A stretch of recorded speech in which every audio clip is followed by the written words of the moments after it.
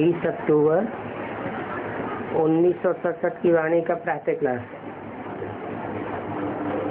Record चला है मुझको सहारा देने वाले। ये बच्चों के लिए अंदर से शुक्रिया का अक्षर बाप टीचर गुरु के लिए नहीं निकल सकता, क्योंकि बच्चे जानते हैं कि ये खेल बना हुआ है। इसमें शुक्रिया आदि की बात ही नहीं। खेल कहो, नाटक कहो, अपना अपना पार्ट सभी बजाते हैं। ये भी बच्चे जानते हैं।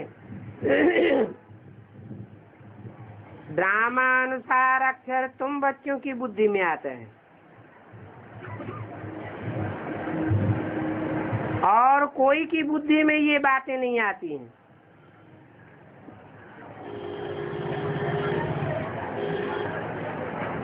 खेल कहने से सारा ही खेल 5000 वर्ष का तुम्हारी बुद्धि में आ जाता है।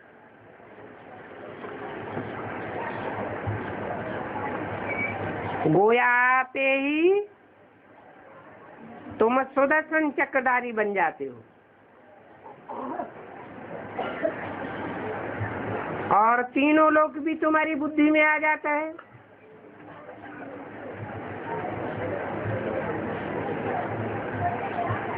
मूल वतन, सूक्ष्म वतन और स्थूल वतन।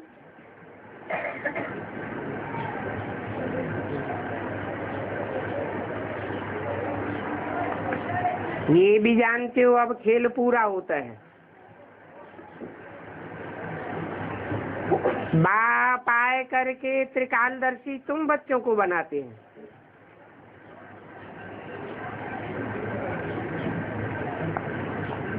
और तो कोई को नहीं बनाते।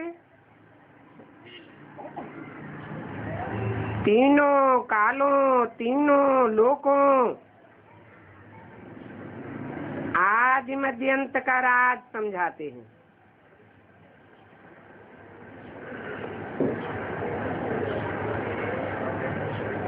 काल समय को कहा जाता है।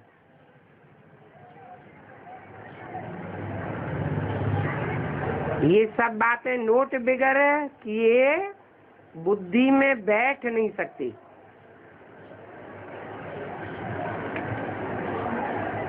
तुम बच्चे तो बहुत पॉइंट्स भूल जाते हो। समय पर बातें याद नहीं आती है।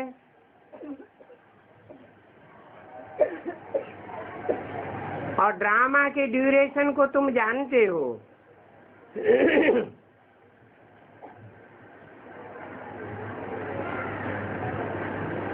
क्योंकि तुम ही ने 5000 वर्ष का चक्कर लगाया है।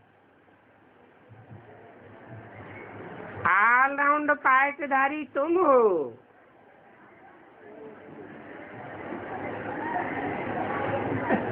इसलिए तुम ही त्रिनेत्री, त्रिकालदर्शी बनते हो। ज्ञान का तीसरा नेत्र तुमको मिल जाता है।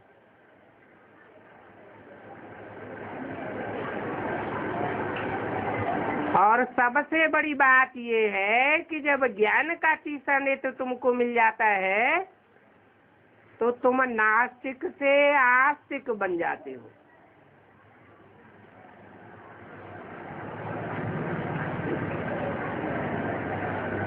नहीं तो जब नास्तिक थे तो निर्धन के थे और आस्तिक बन जाते हो तो धनी के बन जाते हो।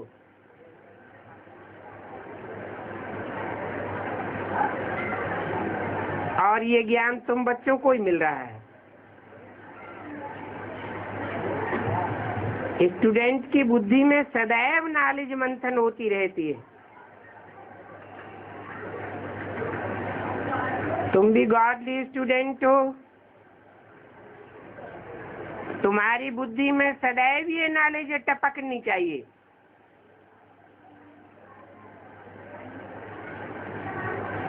क्योंकि ये भी नॉलेज है ना, और ये नॉलेज भी ऊंचे से ऊंचे बाप तुमको देते हैं। ड्रामा अनुसार ही देते हैं।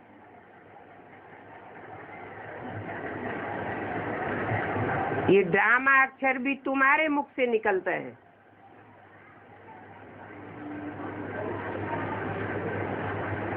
सो भी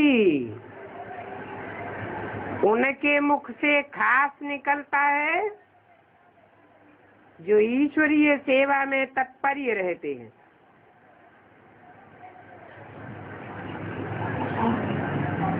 ड्रामा के पत्ते पर पक्के रहते हैं।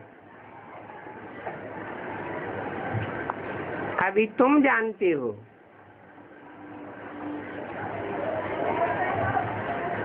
पहले हम आर्फन्स के थे,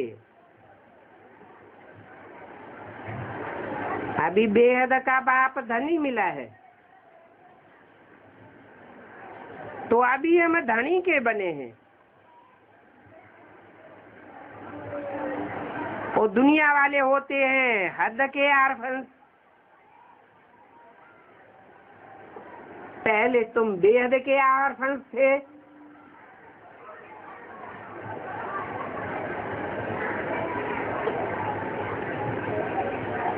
बेहद का बाप बेहद का सुख देने वाला है, और ऐसा कोई भी बाप नहीं होता 84 जन्मों में जो ऐसा सुख तुमको देता हो। कैसा सुख? अतीन्द्रिय सुख। गायन भी है अतीन्द्रिय सुख। पूछना हो तो गोपी वल्लभ की गोप गोपियों से पूछो।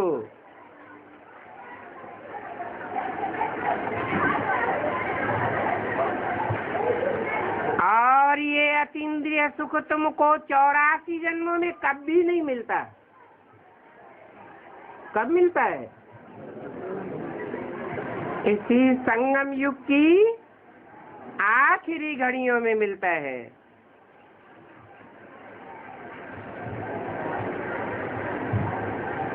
पहले पहले तो बच्चे दुनिया में हिंसक बन पड़ते हैं, उनको हिंसक विकारी बनाए देते हैं।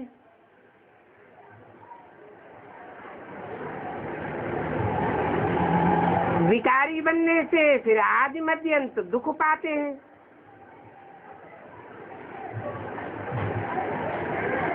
पाप आत्मा बन जाते हैं।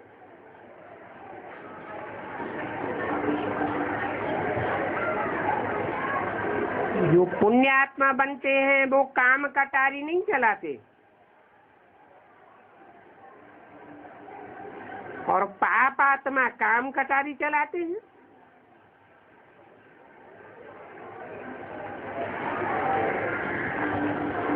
पाप आत्मा कहाँ होते हैं और पुण्य आत्मा कहाँ होते हैं, ये तुम्हारी बुद्धि में है।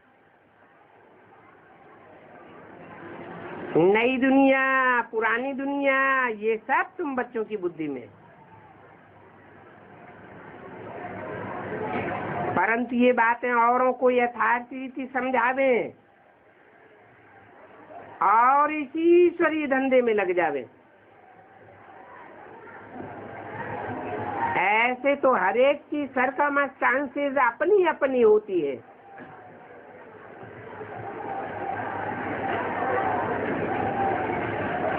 परंतु समझाए भी वो सकेंगे जो याद की यात्रा में तत्पर्य होंगे, क्योंकि याद से बल मिलता है ना।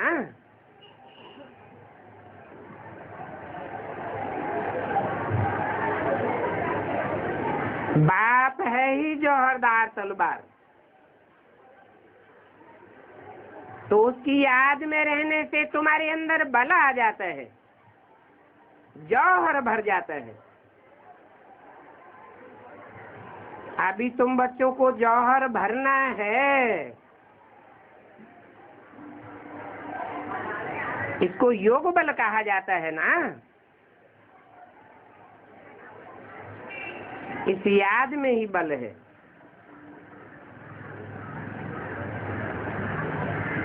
याद के बल से तुम विश्व की बादशाही पाते हो। बाहुबल से कब कोई हिटलर नेपोलियन विश्व का मालिक बन नहीं सका,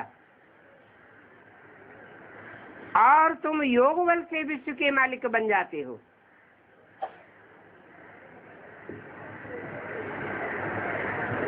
कहाँ योग बल है? योग बल कहो, प्रीति बल कहो, रूहानी बल कहो,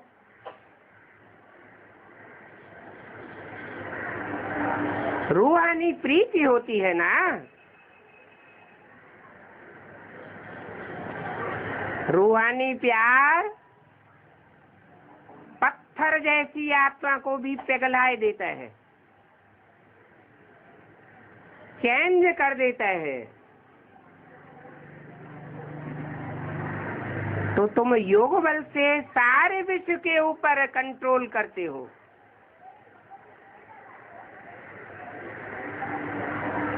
कंट्रोल ना भी कहें,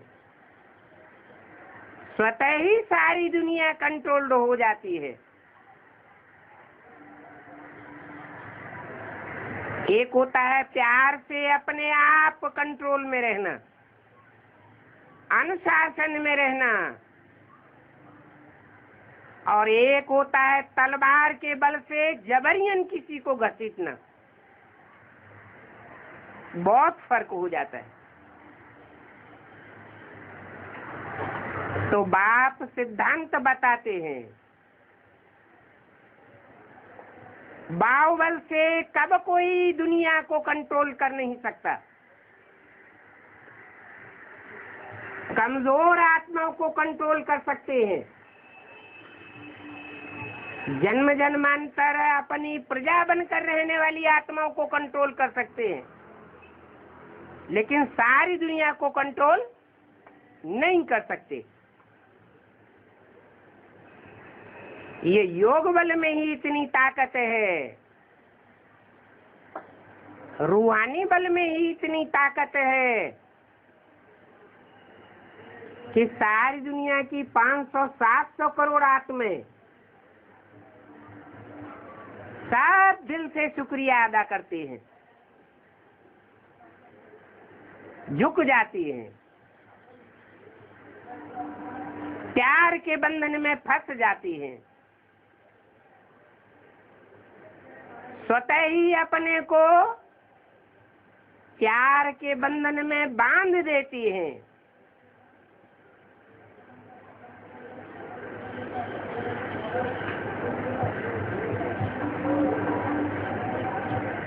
तो योग से बल मिलता है ना। ऐसा बल और कब कोई किसी को दे न सके। कैसा बल? रूहानी प्यार का बल। रूहानी बल रूहानी बाप से ही मिल सकता है।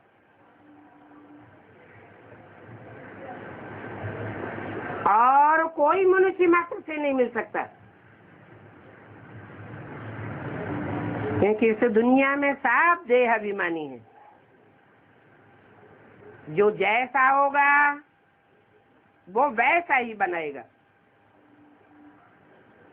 देह अभिमानी होगा तो देह अभिमानी बनाएगा,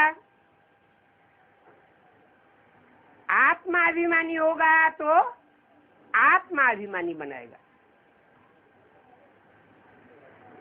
चोर डकैत होगा तो चोर डकैत बनाएगा, साहूकार होगा तो साहूकार बनाएगा। रूहानी बल रूहानी बाप के पास ही है। जो जितने संग के रंग में आते हैं उनको वह बल मिल जाता है।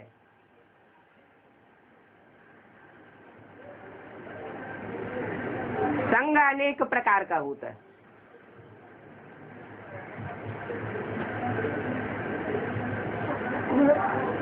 बुद्धि का संग भी संग है,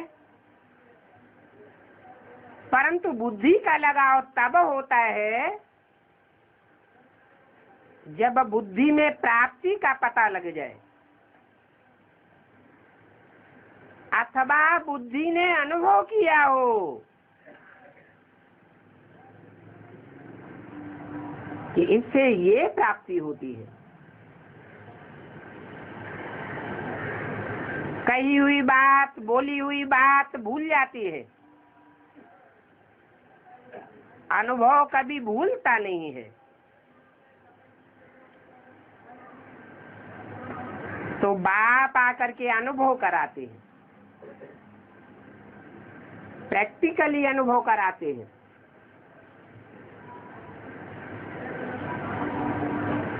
प्रैक्टिकल कहा ही जाता है शरीर के द्वारा।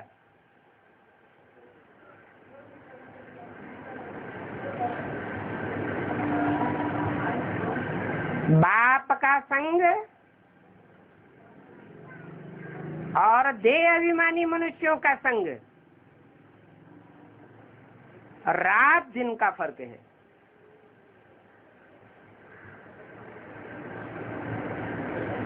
बाप का नाम ही है शिव कल्याणकारी।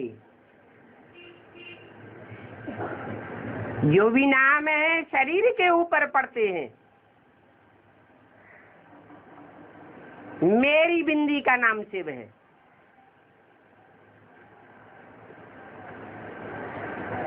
परंतु प्रैक्टिकल संग का रंग भी शरीर के द्वारा लगता है।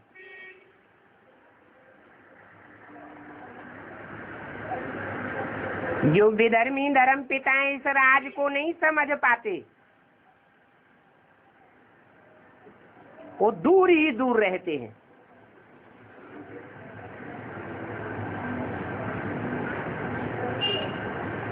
स्वर्ग के सुख अथवा अतीन्द्रिय सुख उनको अनुभव नहीं हो पाता।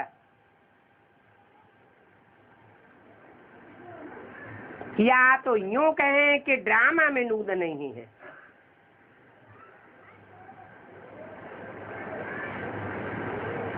अतीन्द्रिय सुख इंद्रियों से परे की स्टेज का सुख है,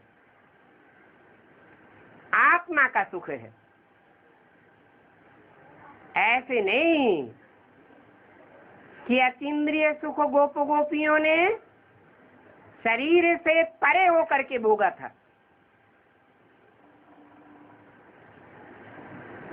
अगर देह से आत्मा निकल गई होती तो भक्ति मार्ग में ये गायन ही नहीं होता कि अतीन्द्रिय सुख पूछना हो तो गोप गोपियों से पूछो। वास्तव में ये 84 का ऑलराउंड पार्ट बजाने वाली आत्माओं की बात है, जिन्होंने बाप से अतीन्द्रिय सुख भोगा है।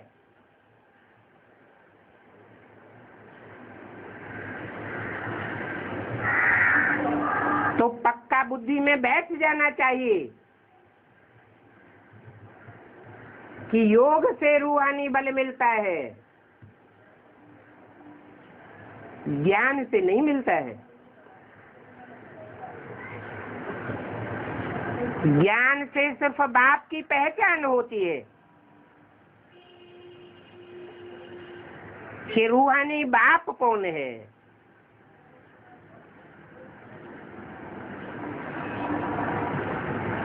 जिस्मानी बाप की भी पहचान होती है।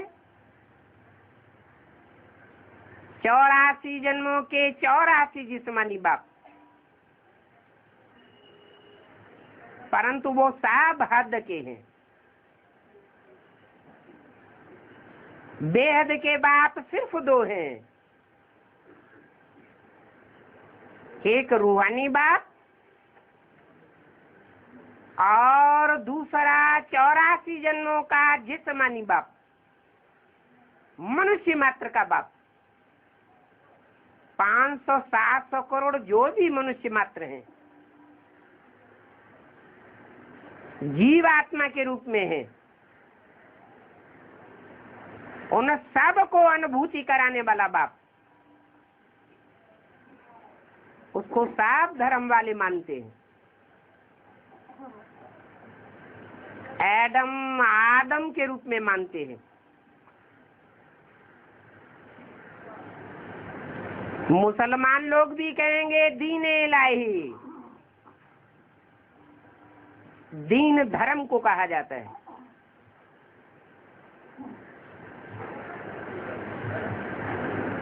बच्चों को समझाया है नॉलेज सोर्स ऑफ इनकम है।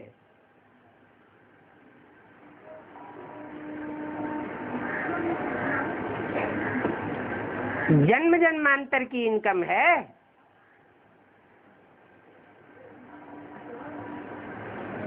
इक्कीस जन्म के लिए ऐसी इनकम है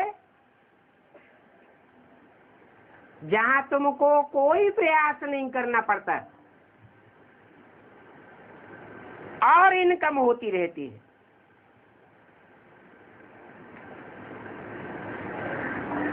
ये ज्ञान रतन ऑटोमेटिक जन्म जन्मांतर के लिए स्थूल रतन बनते रहते हैं। योग को बल कहा जाता है।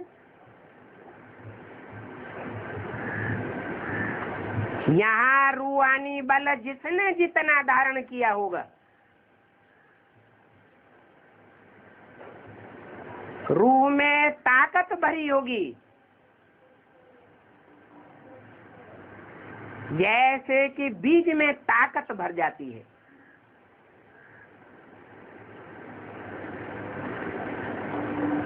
बीज माने आत्मा।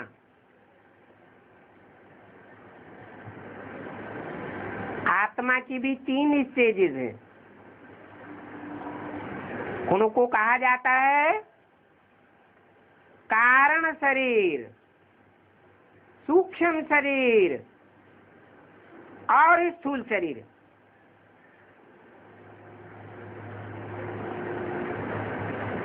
कारण शरीर जितना पावरफुल होगा, जन्म जन्मांतर के लिए सूक्ष्म शरीर और स्थूल शरीर पावरफुल बनता रहेगा।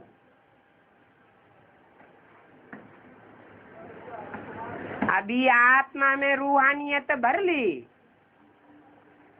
रूहानी बाप की याद से, बाप के संग से, तो जन्म जन्मांतर सुखाला बन जाएगा।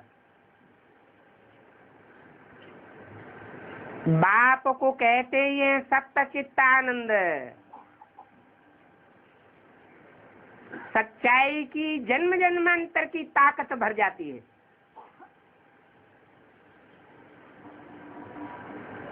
उस सच्चाई से कोई मुकाबला कर नहीं सकता।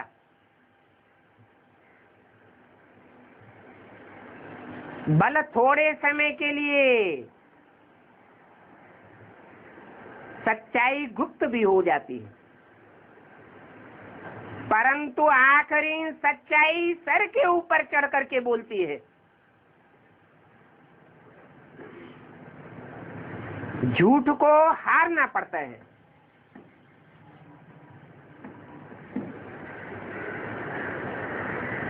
बाप आते हैं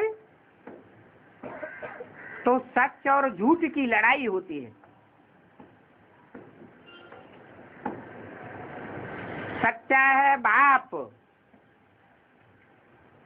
और झूठा है रावण। झूठा अनेक बातें बनाएगा, छल छिद्र में फंसाएगा, और बाप की बातें अंदर बाहर एक होती है।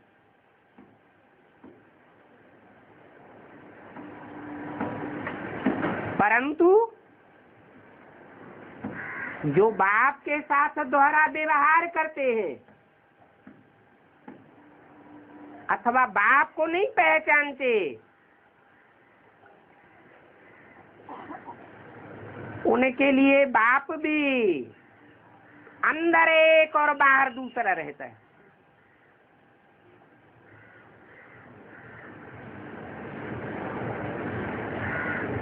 आखिरी तो सारी दुनिया को चेंज होना ही है, रूह बनना ही है। जब सारी दुनिया रूह बन करके रूहों के धाम में वापस जाएगी, तो बाप भी अंदर बाहर एक नजर आएगा। सारी दुनिया उस बाप को पहचानेगी। पहचानने में भी नंबरवार और रूह बनने में भी नंबरवार।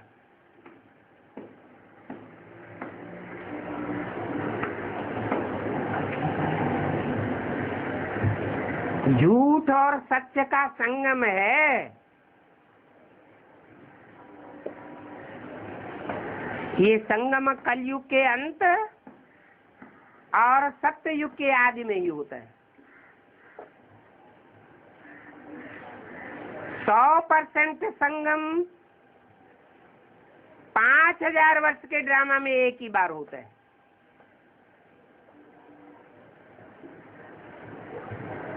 जबकि 100% झूठ और 100% सच्चा साबित हो जाता है।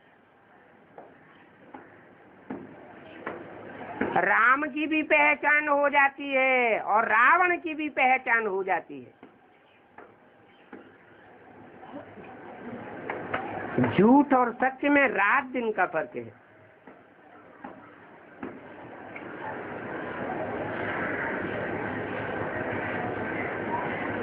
अब विचार करो कि योग अच्छा है या ज्ञान अच्छा है।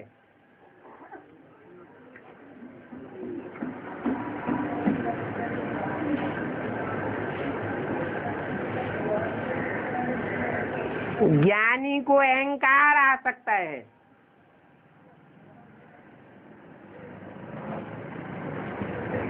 अहंकार सत्यानाश कर देता है।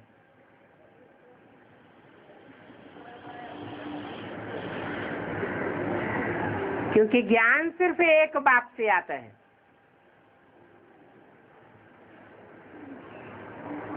जो ज्ञानी होने का अहंकार धारण कर लेता है, वो ये भूल जाता है कि जो भी ज्ञान हमको मिलता है वो उसे एक बाप से मिलता है। वास्तव में ये ज्ञान हमारी चीज नहीं है,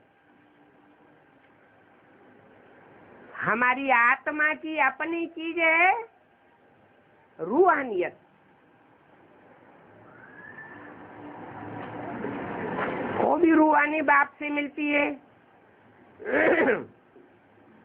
अनेक जन्म लेते लेते रूह देह अहंकार में आ जाती है।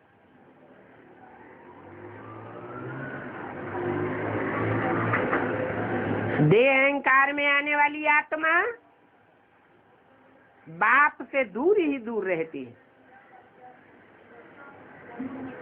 इसलिए साधु सन्यासी ईश्वरीय ज्ञान को अंत में उठावेंगे।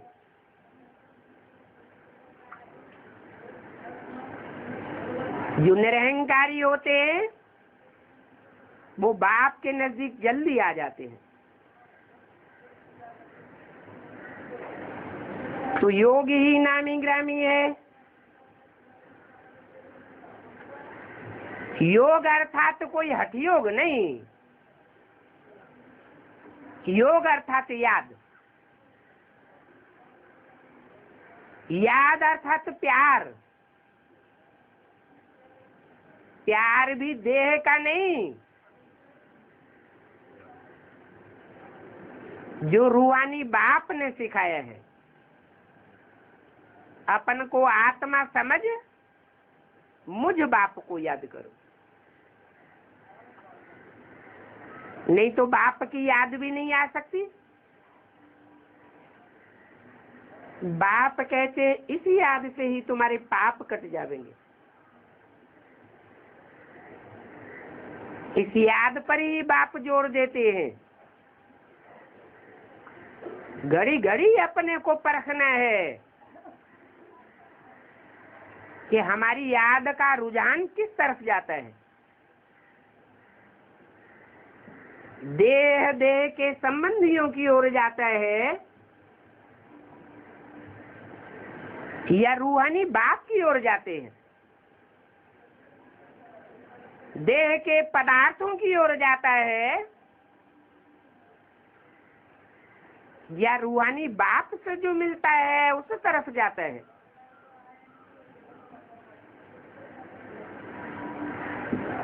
रूहानी बाप से रूहानी ज्ञान मिलता है।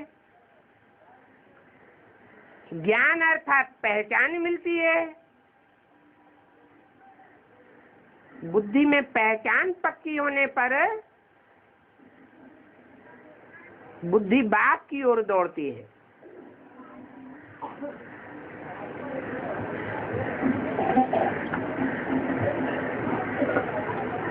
ज्ञान बड़ा सहज है। ज्ञान भी सहज है और जो सहज है स्वभाव संस्कार वाले होते हैं। जन्म जन्मांतर के सरल संस्कार के स्वभाव संस्कार पड़े हुए हैं। सरल चित्त हैं, भोले भाले हैं, उनके लिए याद बड़ी सहज है।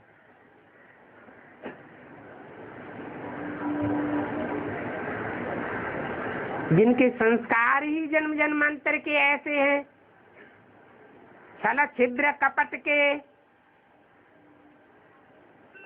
उनको बाप की याद में बड़ी अड़चन आती है। याद सहज नहीं हो पाती है तो याद भी कठिन लगती है। वास्तव में याद कठिन है नहीं।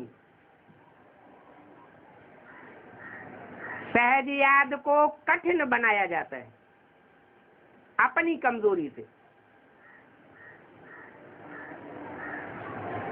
भगवान वाच है, मैं तुमको सहज ज्ञान सुनाता हूं।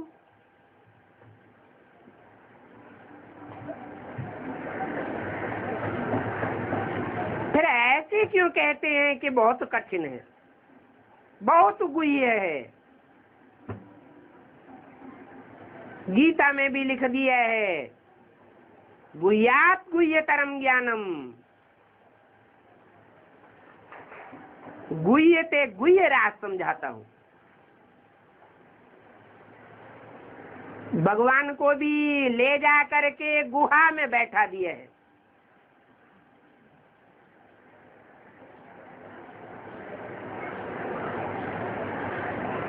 कि ज्ञान देने वाला बाप खुद ही गुफा के अंदर घुसा बैठा है।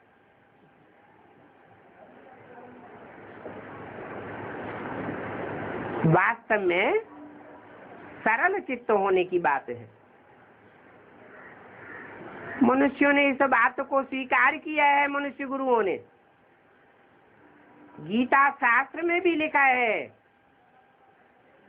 कि हे अर्जुन, तू कोरा कागज बन जा।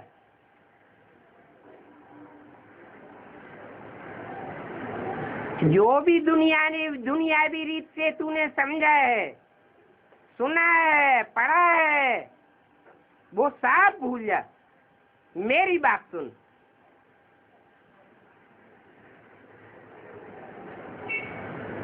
जो भी पुरुषार्थी है उनको पहले भगवान के सामने स्वयं सरल चित्त होना चाहिए। जो सरल चित्त होगा वो अपना पोता मेल सच्चा सच्चा देगा या काट पीस करके देगा। सच्चा पोता मेल देगा। हृदय खोल करके रख देगा, कुछ भी छुपाएगा नहीं।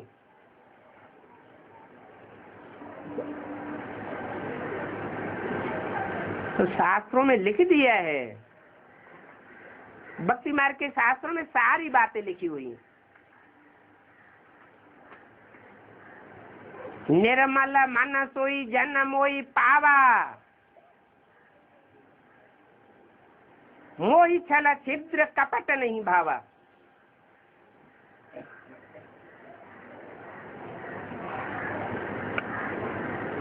छल छिद्र कपट करना ये रावण का खेल है।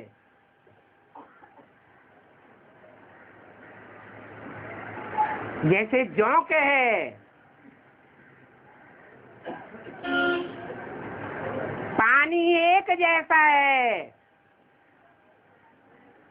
फिर भी टेढ़ी मेढ़ी होकर के चलती है।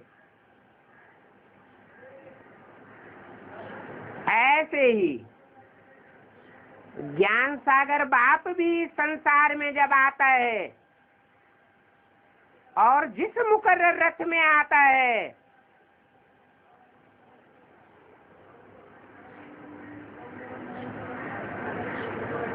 सहज और साधारण है।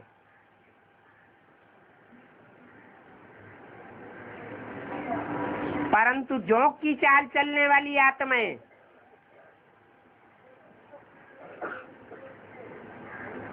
उसे भी टेढ़ा मेढ़ा समझ लेती है।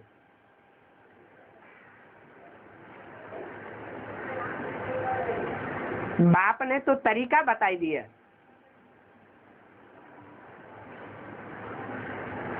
तुम इनको न देखो। किसको देखो? बाप को देखो। इनसे अगर कोई गलती भी होती है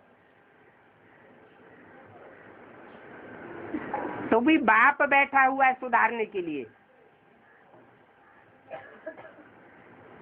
तुम सिर्फ रूहानी बाप को पहचानो। बाप तो दोनों हैं और दोनों बेहद के बाप हैं। एक है रूहानी बाप और ये दूसरा है बेहद का जिस्मानी बाप।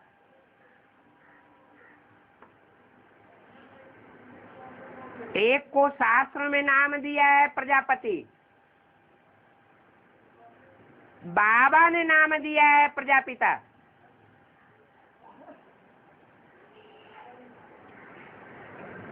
और दूसरा है परम पिता। प्रजापिता का भी पिता।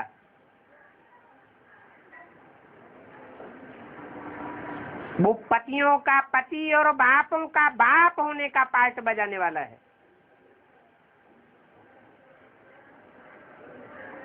तो ऊंचते ऊंच को पकड़ना चाहिए ना।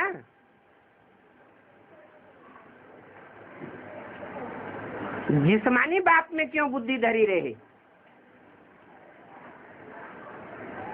वो अगर कल्याण करने वाली आत्मा होती तो द्वापर कलयुग के 63 जन्मों में भी कल्याण कर सकती थी। कल्याण किया क्या? दुनिया का कल्याण हुआ?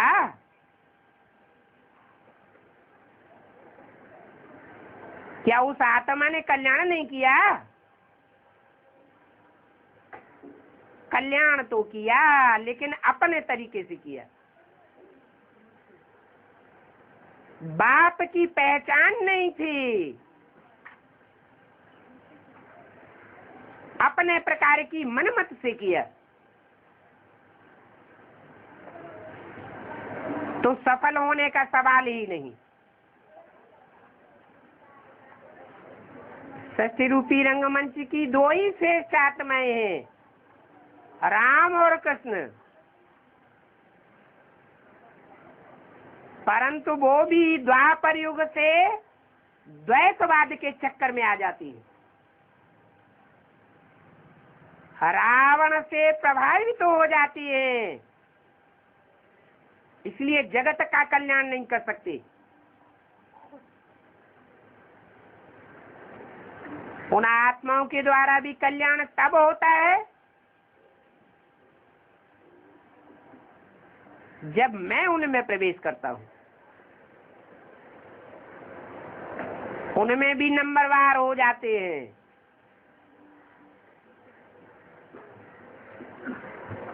एक है अव्वल नंबर और दूसरा है दोयम नंबर। अव्वल नंबर के द्वारा अल्लाह आकर के अल्लाह अव्वल दीन की स्थापना करते हैं।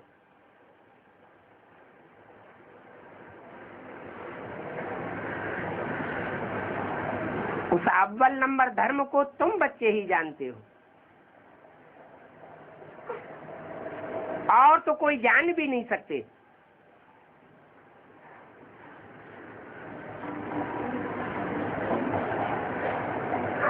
हिस्ट्री ज्योग्राफी सच्ची तुम्हारी बुद्धि में बैठती है।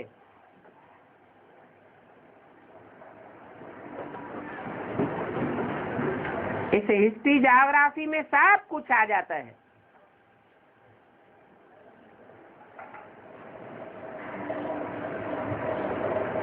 तो ज्ञान और योग दोनों ही सेकंड का काम है।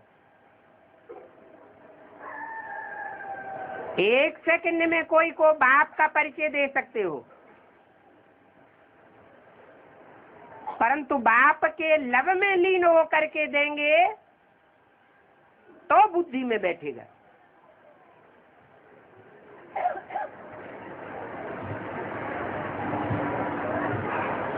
बाप को याद करना है बस।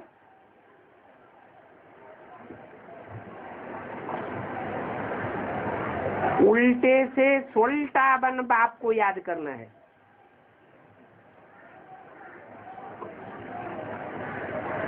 उल्टा का उल्टा बन करके बाप को याद करेंगे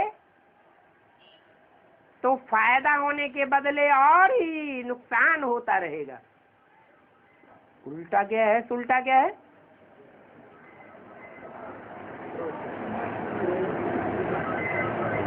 उल्टा है देह अभिमान और सुलटा है आत्माभिमान। इसलिए घड़ी घड़ी बोलते हैं अपन को आत्मा समझ बाप को याद करो। हम आत्मा को बाप परमपिता परमात्मा को याद करना है।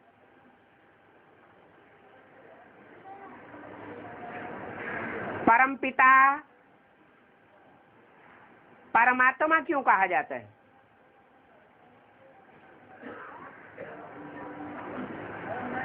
परमात्मा परमपिता क्यों नहीं कहा जाता?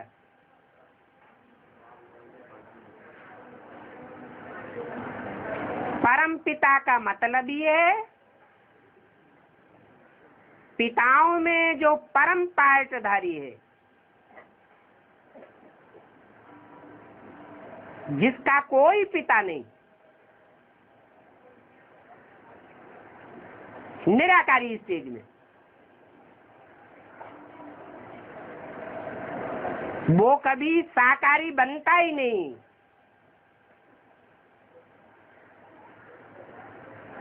और साकारी बनता तो परम आत्मा में आकर के बनता है। परम पिता की भेंट कोई भी आत्मा से नहीं की जा सकती, क्योंकि वो तो जन्म मरण के चक्र में ही नहीं आता। जो जन्म मरण के चक्र में आने वाली आत्माएं हैं, उनके बीच में जो परम पार्टधारी आत्मा है, हीरो पार्टधारी आत्मा है, मुख्य एक्टर है, उसके साथ भी उसकी भेंट नहीं की जा सकती। वो तो है ही तुरिया।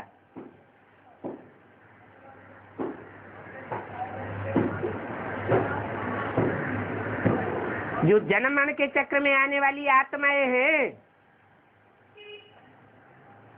उनमें जो हीरो पार्टधारी आत्मा है, जन्म मरण के चक्र में आने वालों के साथ उस हीरो पार्टधारी की भेंट की जाती है। इसलिए कहा जाता है परमात्मा। मुरली में भी बोलते हैं बार बार याद दिलाने के लिए, परम आत्मा माना परम आत्मा, माने परम पार्ट बजाने वाली आत्मा। जन्म जन्मांतर की बात है,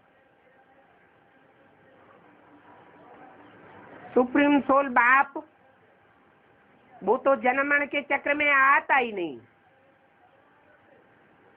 और जिसमें प्रवेश करता है वो भी बेहद के जन्म मरण के चक्र में नहीं आता, क्योंकि उसमें मुकर्रर रूप से प्रवेश करता है। इसीलिए निश्चय रूपी जन्म और अनिश्चय रूपी मृत्यु कभी नहीं होती। ये संगम युग की बात है, इसलिए उसे परमात्मा कहा जाता है। निश्चय के आधार पर परम पार्ट कहा जाता है। ब्रह्मा को सबसे जास्ती निश्चय अनिश्चय का चक्र चलता है, इसलिए ब्रह्मा की रात और ब्रह्मा का दिन गाया हुआ है। प्रजापिता के लिए नहीं कहा गया कि प्रजापिता ब्रह्मा का दिन और प्रजापिता ब्रह्मा की रात।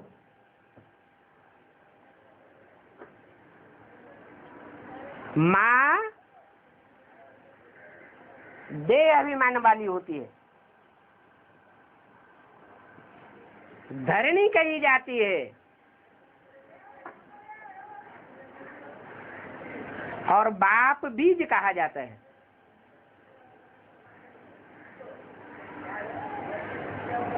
शास्त्रों में कहते भी हैं हम बीज प्रदप पिता,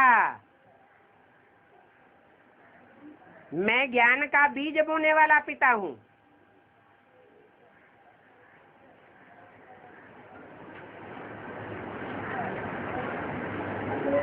तो अंतर पड़ जाता है हीरो हीरोइन के पार्ट में।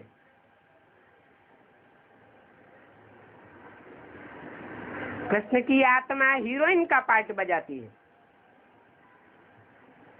इसलिए उनको निश्चय अनिश्चय का चक्र सबसे जास्ती चलता है। उस एक आत्मा के ऊपर सारी दुनिया की आत्माओं का मदार है।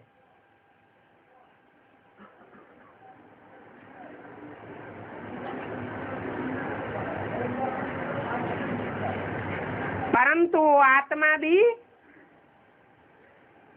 84 के चक्र में प्रैक्टिकल पार्ट के रूप में 50 साल कम कर देती है। प्रैक्टिकल पार्ट अपने शरीर से 50 साल कम 5000 साल ही बजाती है।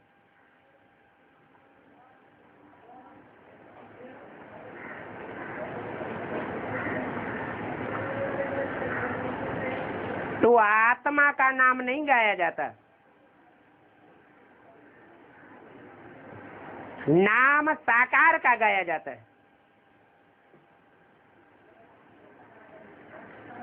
इसलिए कृष्ण उर्फ ब्रह्मा की आत्मा संगम युग में शरीर छोड़ती है तो जिस तन के द्वारा भी माता के रूप में संसार में प्रत्यक्ष होती है,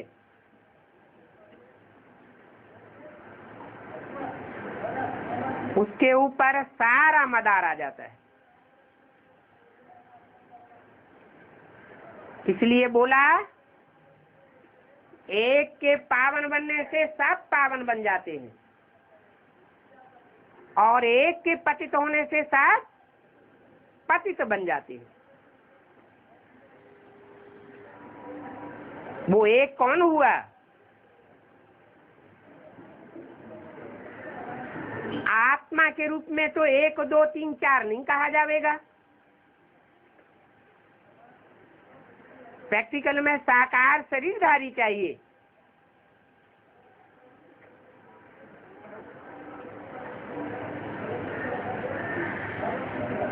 ब्रह्मा ने तो शरीर छोड़ दिया, आकारी बन गया। आकारी शरीर तो देखने में भी नहीं आता।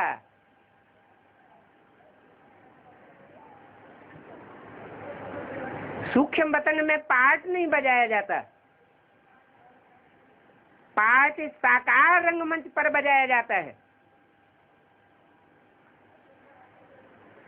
इसलिए दुनिया की एक ही धुरी है,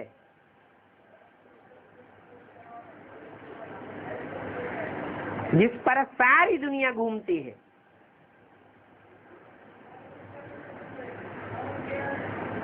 जैसे धुरी के बिना गाड़ी नहीं चलती, भले दोनों पहिए मौजूद हों, ऐसे ही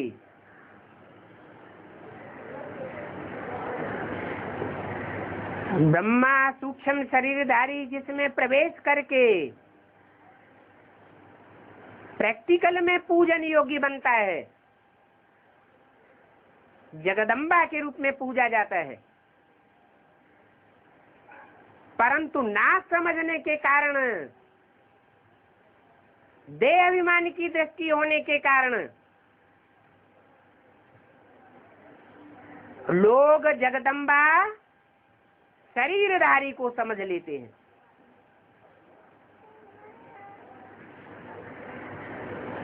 क्योंकि देह अभिमानी है।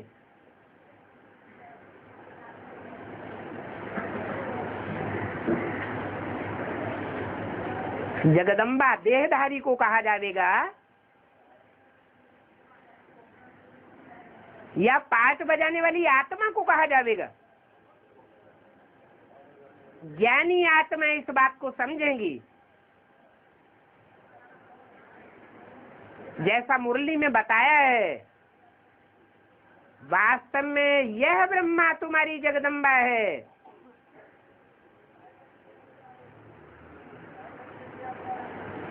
परंतु तन पुरुष का है।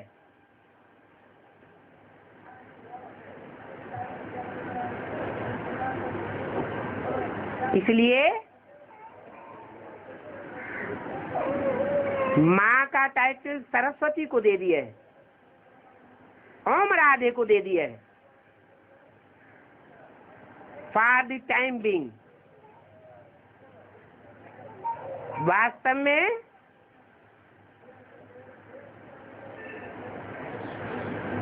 जिसे दुनिया जगदम्बा मानती है,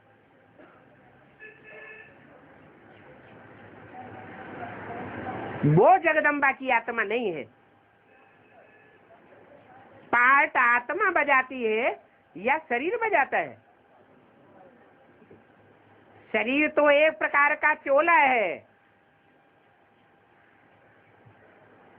माता का मुख्य पार्ट क्या है?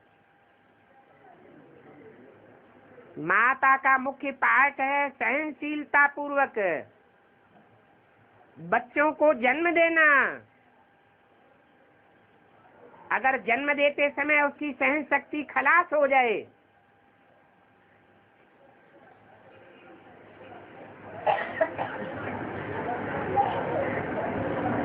तो अनिष्ट हो जाए। पालना करते समय सहन शक्ति खलास हो जाए तो बच्चे को प्यार नहीं मिलेगा। ये सहन शक्ति सब गुणों का राजा है, जो माता ही धारण करती है।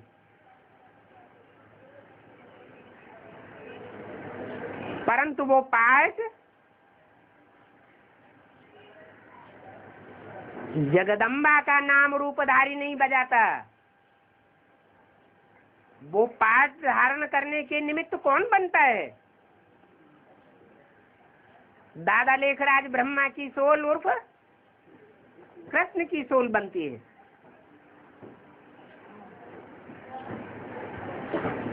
इसलिए बोला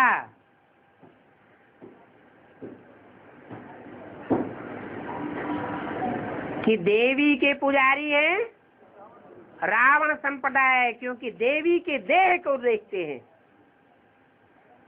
देवी के अंदर जो पाठ बजाने वाली आत्मा है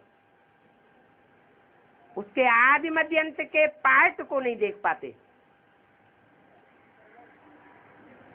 ऐसे ही यहाँ बाप कहते हैं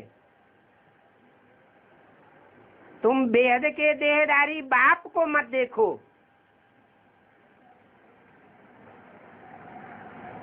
बेहद के देहधारी बाप का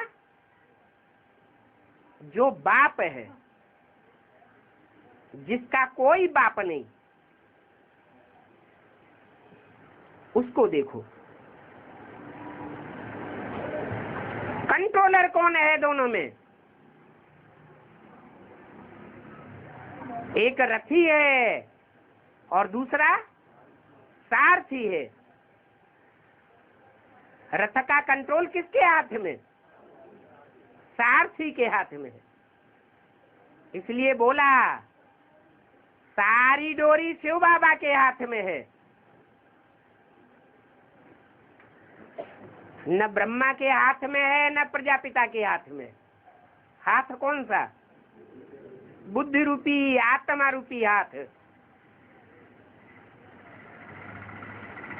जिनको ये पक्का निश्चय बैठ जाता है वो हिल डुल नहीं सकते। रावण के हिलावे में नहीं आ सकते, क्योंकि उनकी बुद्धि में ऊंचे से ऊंचे बाप है। कौन? शिव बाप। कोई कहे ऊंचे और नीचे, ये तो साकार दुनिया की बात है।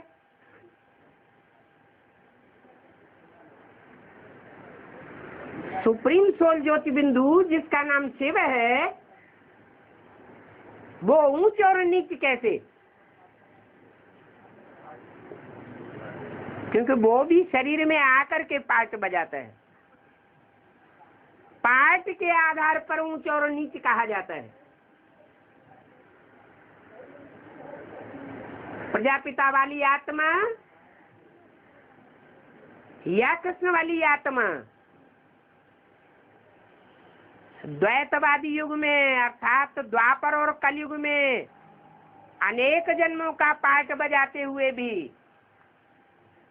देहधारियों से डिटैच होकर के नहीं रह पाती, अटैचमेंट में आ जाती है, इसलिए कमजोर पड़ जाती है। सिर्फ एक संगम युग ही है जबकि परमपिता परमात्मा मुकर्रर रूप से प्रवेश करते हैं, जिसमें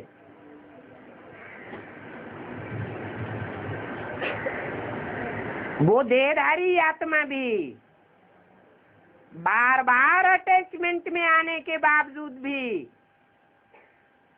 सुप्रीम सोल का निरंतर संग रहने से अटैचमेंट से परे होकर रहती है। अटैचमेंट में आती भी है तो जल्दी सुप्रीम सोल बाप के प्रवेश करने से डिटैच हो जाती है।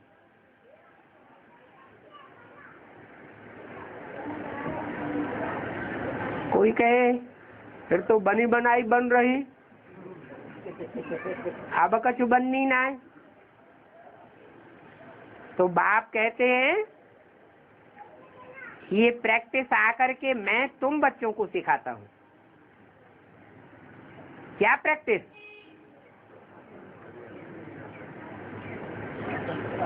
क्या प्रैक्टिस? अपन को आत्मा समझ मुझ बाप को याद करो। अब जो जितनी प्रैक्टिस करेंगे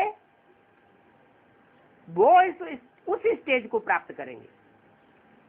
ओम शांति।